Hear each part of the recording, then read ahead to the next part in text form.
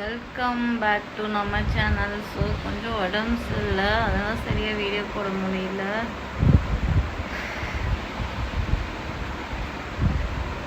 படுத்துட்டு இருந்தேன். சரி, நிறைய பேர் லைவ் போடுங்க, சுதாபாலமுருகன் அண்ணா எல்லாரும் லைவ் போடுங்கன்னு சொல்கிறீங்க. எனக்கு லைவ் போடுற ஐடியாவே எனக்கு விட்டுருச்சுங்க. எனக்கு சத்தியமாக லைவே வேணாம்னு நினைக்கிறேன். எப்படி சோசியல் மீடியாங்கிறதே நம்மளை ரொம்ப காயப்படுத்துகிற மாதிரி தான் இருக்குது. எப்படி சொல்கிறது, கமெண்ட் எல்லாமே பார்த்திங்கன்னா ரொம்ப கேட்கவே முடியாத அளவுக்கு தான் வருது. உடம்பு சரியில்லாமல் எல்லாமே பண்ணிக்கிட்டு நான் வீடியோ போட்டுட்ருக்கேன், ஆனாலும் ரொம்ப வல்கராக வருது. என்னால் அதையும் மீறி நான் வீடியோ போட்டனாலும் எனக்கு தேவையில்லாத பிரச்சனையாக இருக்குது. இப்போது அதனால் நான் வீடியோ போடாமலாம் இல்லை, சின்ன சின்ன அப்டேட் கொடுத்துட்ருக்கேன். எனக்கு ரொம்ப உடம்பு சரியில்லை, என்னால் இது பண்ண முடியல. நல்லா இருந்தேன்னா வீடியோ போடுறேன், ஆனால் லைவ் இப்போதைக்கு நான் போட மாட்டேன் காய்ஸ்.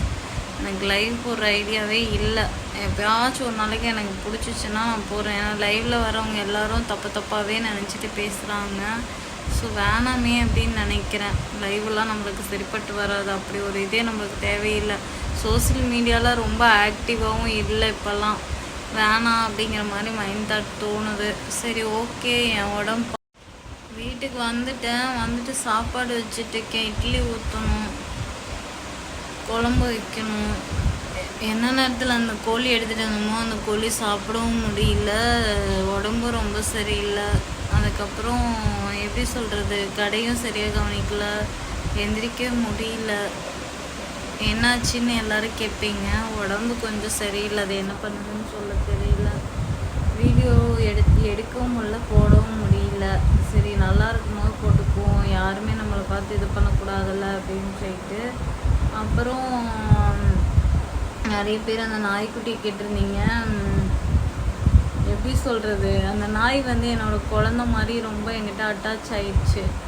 அது ரொம்ப என்னால் அவங்க எனக்கு அந்த நாய்க்குட்டி கொடுக்க மாட்டேன்னு சொல்லிட்டாங்க. அதுவுமே எனக்கு ரொம்ப வருத்தமாக இருந்துச்சு. அது ஒரு குழந்த மாதிரி தூக்கி மடியில் போட்டு இது பண்ணிகிட்டு இருந்தேன். அது எனக்கு ஏதோ அது குளிப்பாட்டி போட்டெல்லாம் வச்சுருந்தேன்.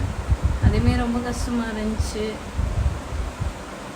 நம்மளுக்கு எதுவுமே சொந்தம் இல்லையோ அப்படின்னு சொல்லிட்டு தான் நேற்று ரொம்ப வெக்ஸ் ஆயிடுச்சு. அது யாரும் இல்லை, இவரோட அண்ணனுக்கு தான் அந்த நாய்க்குட்டி தூக்கிட்டு வந்திருக்காங்க.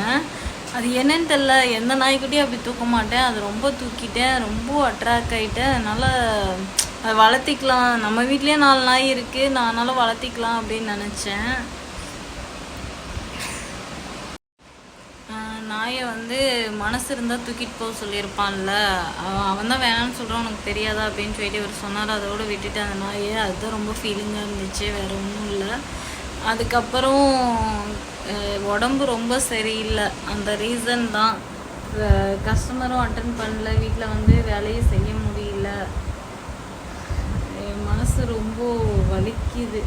எப்படி சொல்கிறது, நம்ம எதை நம்பினாலும் அதை நம்மளை விட்டு போகும்போது நம்ம ஏன்டா உயிரோடு இருக்கோம் அப்படிங்கிற மாதிரி தோணுது. கடவுள் உயிரை கையில் கொடுத்துட்டு சோதனையை மட்டும் நிறைய கொடுக்குறான். ஸோ கமெண்ட் பார்த்திங்கன்னா பேட் கமெண்ட் நிறைய வருது. என்னால் எது வாயை திறந்து சொன்னால் கூட தப்பாக தான் சொல்கிறாங்க. அவங்களுக்கு தப்பாகவே தெரியுதா இல்லை என்னன்னு தெரியல. இந்த செயின் போட்டிருந்தா உத்ராட்சி ஏன் கழட்டிட்டீங்க, இப்போ கோல்டு வந்துருச்சான்னு கேட்குறாங்க. நீங்கள் ஒரு மனசாட்சி இருக்கா? உத்ராட்சி போட்டிருந்தேன், வீட்டில் எல்லோரும் இது பண்ணாங்க, நான்வெஜ் எல்லாம் சாப்பிடக்கூடாது அப்படி இப்படின்னு சொல்கிறாங்காட்டி சத்தம் போட்டங்காட்டி கழட்டிட்டேன்.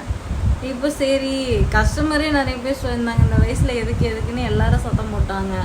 சரின்னு சொல்லிட்டு இந்த டாலர் எனக்கு பிடிச்சிருக்கேன்னு சொல்லிட்டு ஆன்லைனில் ஆர்டர் பண்ணி வாங்கி போட்டுக்கிட்டேன். சரிங்களா, கவரிங் ஏதோ கோல்டெல்லாம் இல்லை. இதுவும் வீடியோ எடுத்து வச்சுருக்கேன், டெலிவரி ஆனதே எல்லாமே. இப்படி எது எடுத்தாலும் கமெண்ட் தப்பாக போடுறீங்க.